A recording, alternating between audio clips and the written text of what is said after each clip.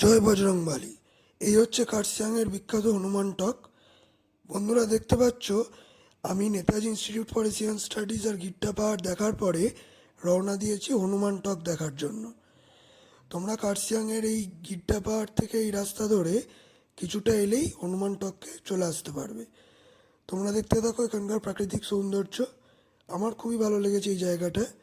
তোমরা কার্শিয়াং এলে এই জায়গাগুলো অবশ্যই এসো। আর নিউ জলপাইগুড়ি থেকে এই গিট্টা পাহাড়ে হনুমান টক পৌঁছোতে মোটামুটি 1.5 ঘন্টা লাগবে। দূরত্ব খুব বেশি নয়, 30-35 কিলোমিটারের মধ্যে এই জায়গাগুলো।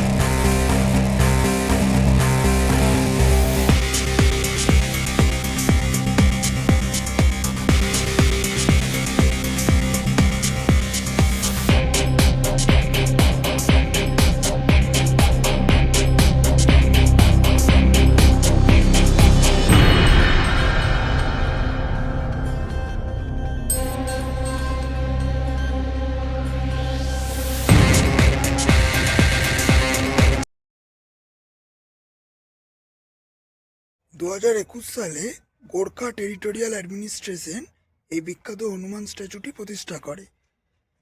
আর কার্শিয়াংয়ের বিখ্যাত দ্রষ্টব্য জায়গাগুলোর মধ্যে এটি অন্যতম। আর দেখো কত সুন্দর ভিউ রয়েছে। রোহিণী থেকে কার্শিয়াং যাচ্ছি, সেই পথেই এই জায়গাটি পড়ে। পিছনে দেখো কত সুন্দর চা বাগান রয়েছে। আর হনুমানজি স্ট্যাচুটা একদম কার্শিয়াং শহরকে ফেস করে রয়েছে। আর তোমরা দেখতে পাচ্ছ আই লাভ কার্শিয়াং লেখাটি।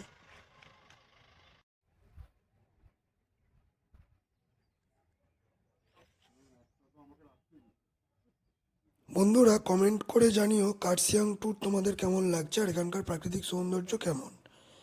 বং লাইফ অ্যান্ড ব্লগস চ্যানেলটা অবশ্যই সাবস্ক্রাইব করো এবং পরবর্তী ভিডিওগুলো দেখার জন্য বাকি বন্ধুদের বলো।